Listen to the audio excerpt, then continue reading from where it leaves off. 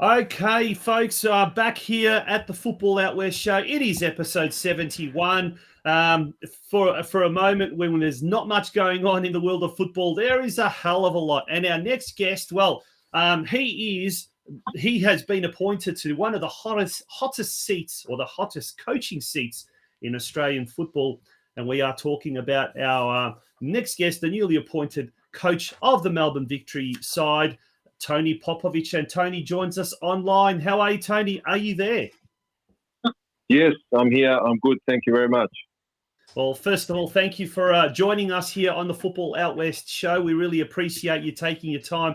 And I guess after having Patrick Kisnorbo last week from Melbourne City and then John Aloisi the week prior to that, it's now the turn of the Melbourne Victory to find out what is going on in the blue part of the town. So, mate, let's first of all start off with you personally, your coaching career thus far. You've had stints as an assistant at Sydney FC and then Crystal Palace, where you also played. And then you had a lot of glory out at Western Sydney Wanderers before going to Perth Glory. And then there was a little bit of a stint in Europe, in Turkey and in Greece. And now you're at Victory.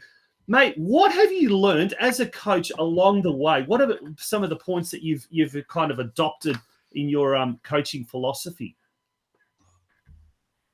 Firstly, thank you for having me on. I think the coaching is a never-ending learning process, and I think with every experience that you have, you're constantly learning, evolving, gaining experience. And I think for me personally, whether there's a win or a loss, whether you're learning from the players each day or the staff, I think there's always something that you can take out of a situation. And I couldn't really pinpoint one thing that's really set anything apart. All I would say is that these different experiences that I've had, I think helps you become a better rounded, maybe a manager and coach on the field with all the different people and different situations that you work with. You just gain that experience to deal with the different circumstances that I've been through. And Tony, just to expand on that as well, can you talk a little bit about some of the most influential coaches that you've played under back in your playing days that have shaped who you are as a coach now? I think you get a little bit from every coach. I was playing in Europe, playing for the national team. I was fortunate to have many different coaches, and I've always had an interest in this part of the game, even as a young player in Japan with the late Eddie Thompson.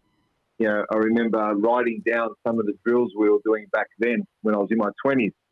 And I always had a keen interest for why and how things are done on the football field. And I think throughout my whole journey, I've always had influences along the way in terms of coaches. I think at the early part, as I started playing, I'd say my father was my biggest influence, and probably to this day still is an influence in terms of my work and what I do and what I love doing.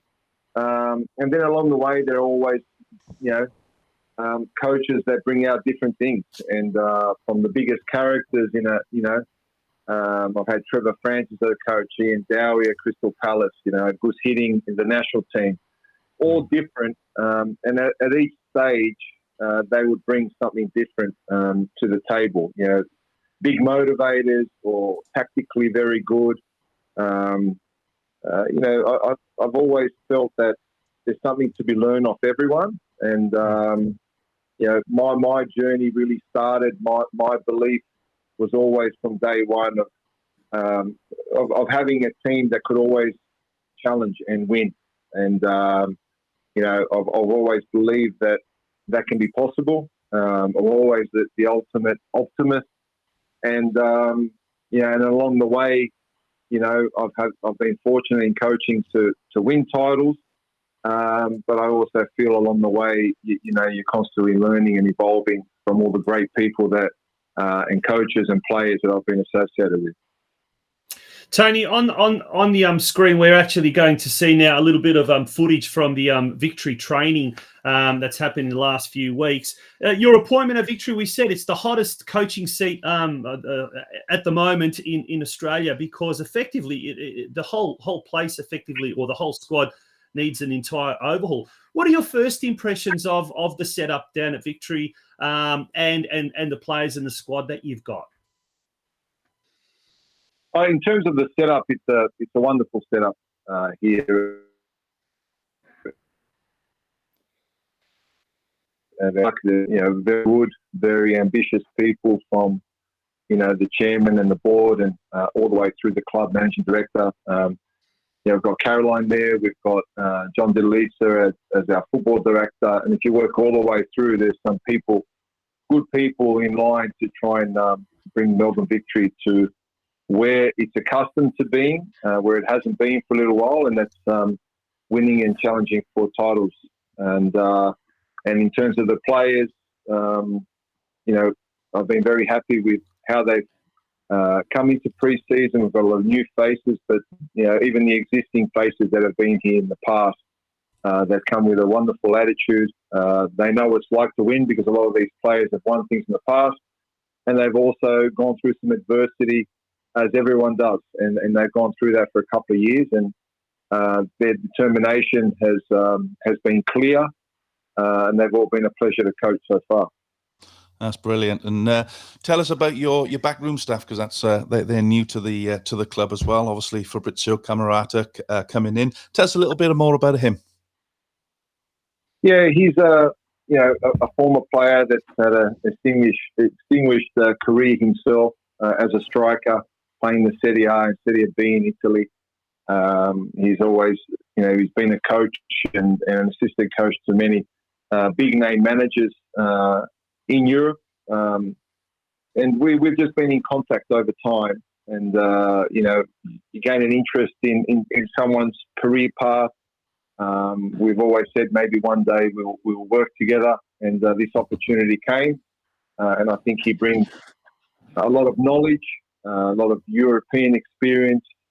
He's a former striker, and I believe he can really hone in on the skills of our attackers in the front third, and give them something that they probably don't see or hear week in, week out, in terms of someone that's had the experience he has in Europe at the highest level. Yeah. And I think he brings that something different to the table. And then I've got Luciano Trani, who's well regarded as a coach in Australia, and had a lot of experience in the A-League. So it's great to have someone with the know-how of the day-to-day operational sense of the A-League, and then I've also brought in some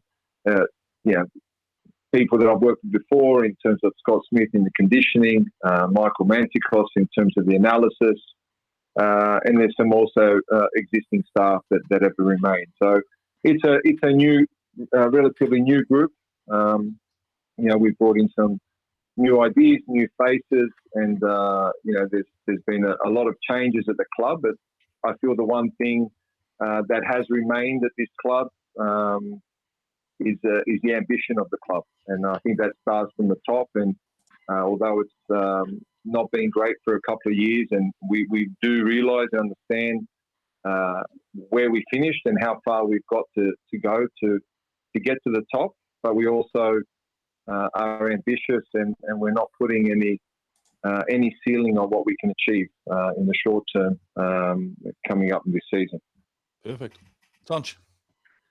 Okay, well, there's a very strong North Geelong flavour there with John Didelitz, the football director, former president, and we've also got Luciano Trani as well, ex-coach, and Craig obviously being involved in North Geelong, and Steve and myself co-hosting the Geelong Region Soccer Show, our sister program. But another former North Geelong product who's making a return to A-League football is none other than Matt Spiranovic. Papa, that is a coup. How did you manage that? Tell us how that came about. He was on the beach. He was on the beach, wasn't he, for 2 years? He was. Last we heard. He was. Look, I go a long way back with Matty. I've coached him at the Wanderers, and we've had success together at the Wanderers. We had success together at Perth. He stopped playing for a couple of years. It wasn't so much of what I did to convince Matt. It was more that Matt wanted to play again. And, we met up and we had a good discussion about how this looks moving forward. And for me, the key was to see Matt's desire. His body's feeling good. Yes, he's had a couple of years off, so we understand that it'll take a bit of time and there'll be a few hiccups along the way in terms of his body. But he's healthy, he's strong, he's certainly, what I've seen at training, he's very talented. And the biggest thing for me now is that he's so determined to play. He has a huge ambition to win more trophies. And that's the type of person, that's the type of character we want at this football club. He certainly has a quality, and when you have the winning attitude and mentality that Matty's shown throughout his whole career, if we can help him get his body right, that he can play week in, week out, I think it'll be a plus for not just Melbourne Victory fans, but for anyone that loves football to see Matt Sporanovic back on the field. Yeah, and of course his experience will be massive for the young players in the squad as well, Tony. Yeah, of course. He's played at the highest level, and he's not a big talker, Matty, but he certainly leads by example. And you can see him when he's out in the park. He has a certain presence on the field, and I'm sure that our young players are learning and getting to know Matty, and I'm sure he's helping them understand what it takes to reach the top and what it takes to stay there. Yeah, and just before Steve asks his question, I just want to touch on another colleague of yours who's hasn't made a return back to victory with you is Zelko Kalac. Zelko's been on the show a number of times. I know he's over in Croatia. Was there at probably any point on the beach as well? He's probably on the beach or in the bar, one of them. He's probably in the second. He's in both. He's in both, yeah. Was there any thoughts about Zelko coming back to Australia? Look, the situations are different. We obviously are very close, not just on the field, but obviously we've worked together. But off the field, with our families are very close. For Zelka now, it's to be in Croatia.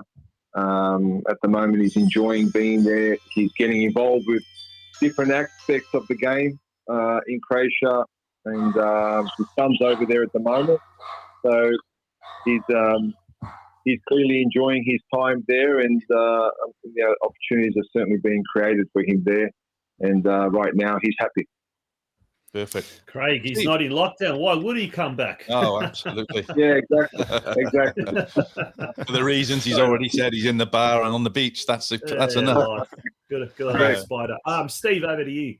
Yeah, well, speaking of lockdowns, actually, we've spoken to Paddy Kisnorbo and Johnny Aloisi over the last couple of weeks, and they have described the difficulties of pre-season in the current situation that we find ourselves in, and the inability to play NPL or state league teams in friendlies as would normally be happening at this time. How are you dealing with the pre-season? We saw you preparing on Gosh's paddock in that video a little bit earlier. How do you handle that at the moment? Look, we can't say it's not difficult. It is for everyone, and not just for us in terms of preparing for a season. I think it's difficult for everyone in Australia at the moment, and I feel it's just we just are in a situation where we have to be adaptable. We have to be fluid. We have to be able to understand the situation, that it can change at any moment. And I feel that we're actually fortunate as a football club, because we can train every day, we can go to work every day, do what we love. I feel for so many people out there that can't work, that have been in lockdown, for half a year, basically out of the year. Kids can't go to school. People have got a lot more problems than what I have, and I feel quite lucky and blessed. And we're looking at it in terms of, let's control what we can. Let's enjoy the fact that we're doing what we love. Yes, we can't play friendly games, and obviously that's not the best preparation, but it's still a lot better than what a lot of people are going through at the moment. Yeah, absolutely. It's and the news this afternoon that Football Victoria have cancelled all football for the 2021 season. So all start planning for 2022. So I suppose the A-League is all we've got to look forward to now, Tony, for the end of the year. So yes, correct. Yeah. So look, that's disappointing, obviously, for those people that in the NPL squads, teams. There's so many people that work so hard to make that possible, and yes, it hurts us that we can't play those friendlies, but I'm sure it hurts a lot more other people and young kids that don't have a chance to get out and play the game they love on the weekend. yeah, absolutely. We're going to jump over to a question now from one of the fans. We've asked some fans to email us in with some questions. I've got a question here from one of the Victory fans, George Kalea. I suppose it really answers. You've already answered that, but with the NPL season all but confirmed to be cancelled, what are the process a difficult quest to scout players, or do you have players already on the radar for that? Good question, because it is difficult. I was getting out to watch a numerous amount of games when I first arrived and the NPL was playing. We did look, and we're constantly looking for players. At the moment, that makes it difficult to recruit from the NPL. We're fortunate that we averaged 10 players from our own NPL that are training with us every day. So we're tapping into those resources. We're giving our young players an opportunity to train with us every day, and for them to get a taste of professional football and what it looks like, for them to see where they need to be and what it will take for them to have a career in football. So, yes, that door shuts for us, but we've been fortunate that we have an academy and we have an NPL team that we can tap into the talent that we have there. And are there any of those players within that academy that you potentially look at a scholarship program for them? Possibly. They're all training with us at the moment. So I think they're doing a very, very good job. It's obviously not easy for them. It's a big jump in terms of training. Also the expectation on them each day.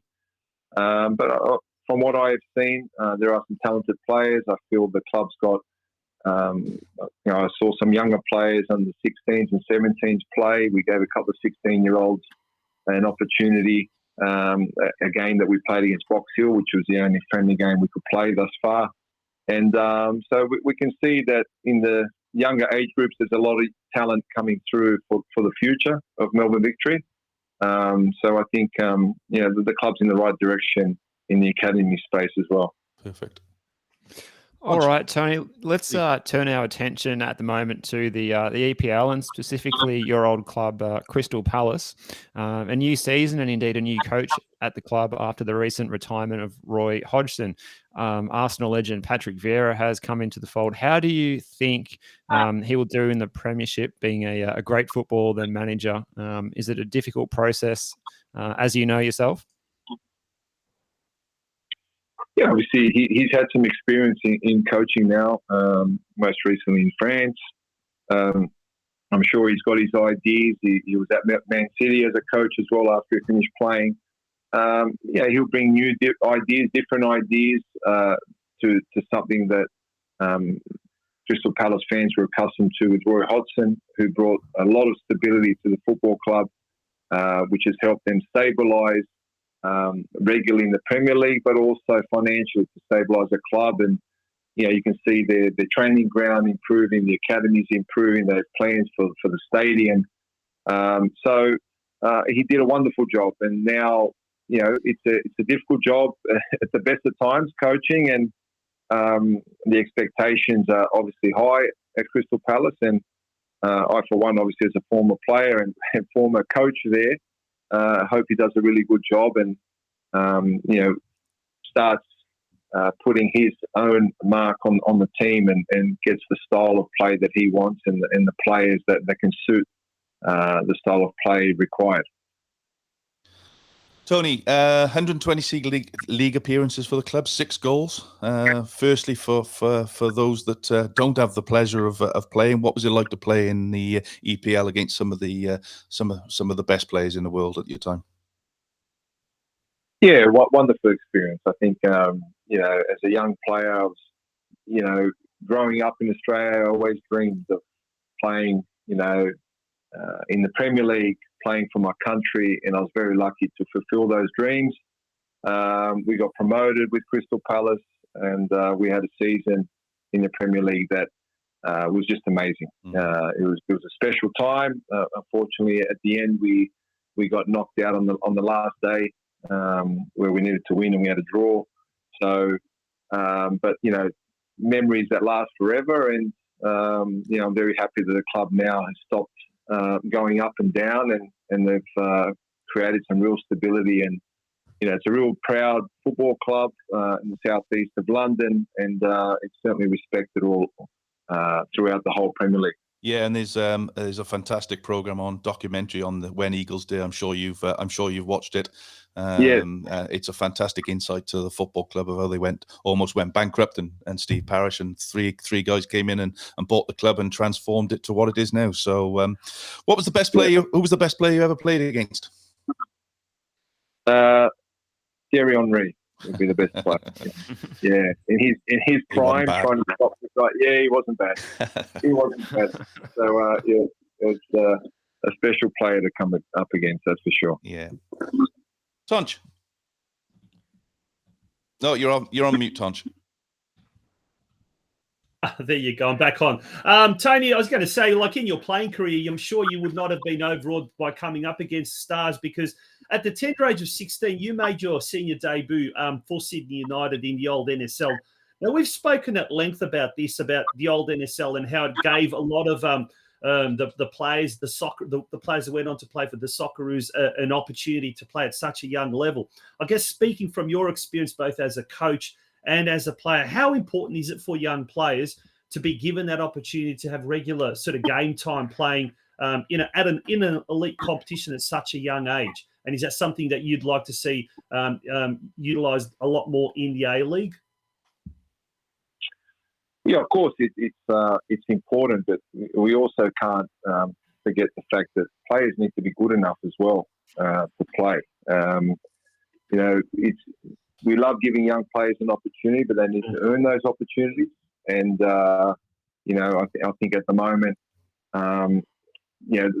we need to raise the level of the players, of the young players that are coming through. And the way we can do that is maybe this discussion about a B League, that there's another professional, so to speak, type of league that can give these young players a taste of professional football, playing against men regularly, playing under pressure, having to keep their spot, to play for points, they need to experience that. And, for young players just to get thrown in, I feel that the gap is getting bigger from the young players when they jump up to the A-League, and that buffer in between of having a B League, so to speak, a second league, can really bridge the gap and can help us bring more elite players through the system, especially young players, and also gives them aspiration and know that that their dreams can come true. Because at the moment, with the limited amount of teams, it's hard for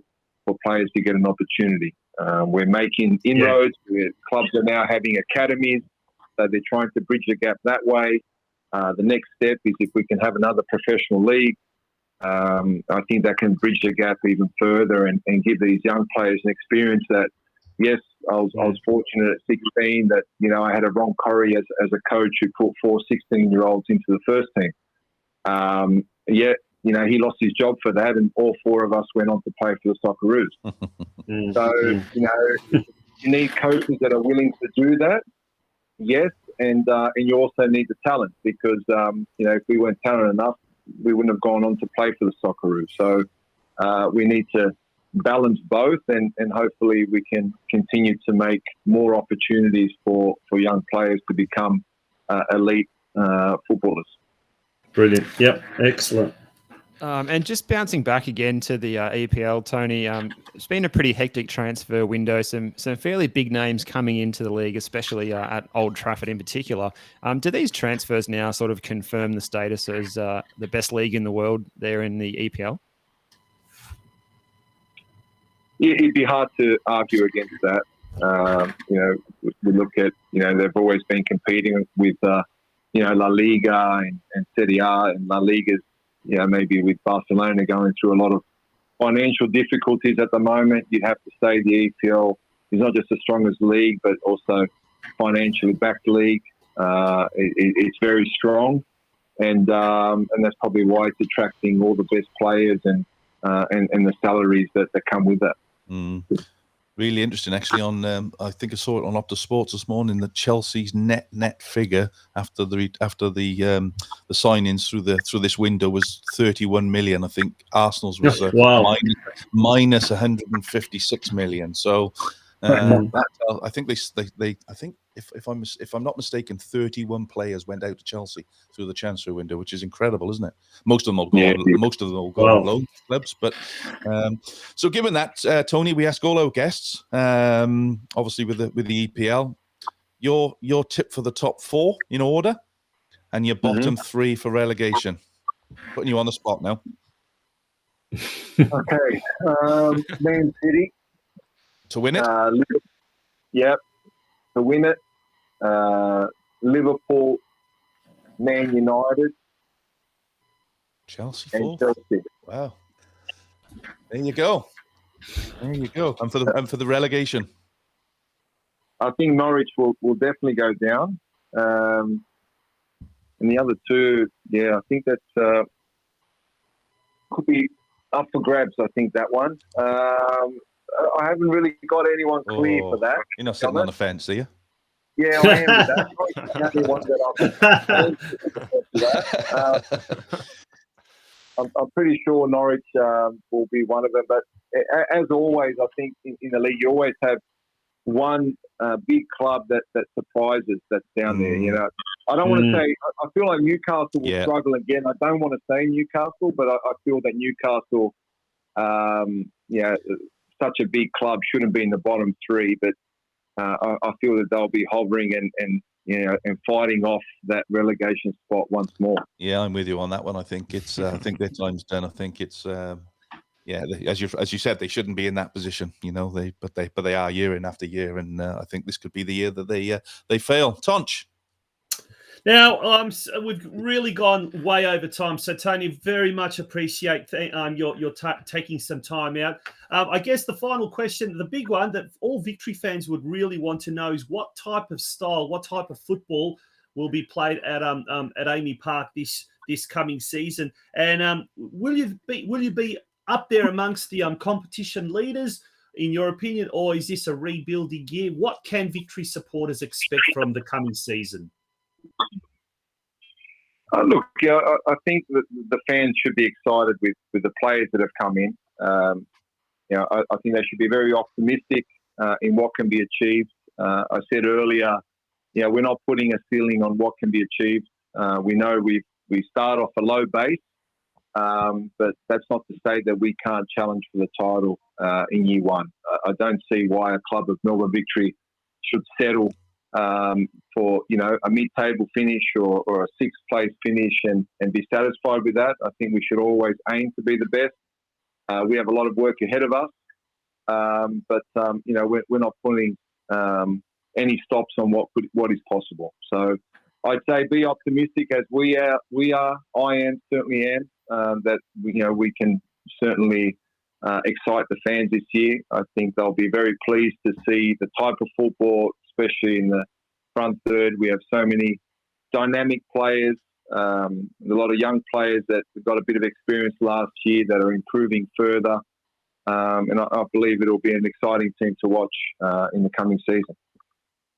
Awesome, Tony. Thank you very much for your time. Once again, very much appreciate you taking your time out, and wishing you and everyone there at Melbourne Victory all the very, very best for season 21-22 in the A League. So thank you once again.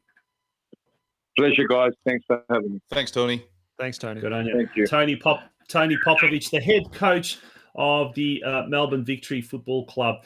Don't go away, folks. We'll be back very, very shortly after a couple of messages from our studio sponsors. And when we return, we'll be wrapping up and looking forward to next week.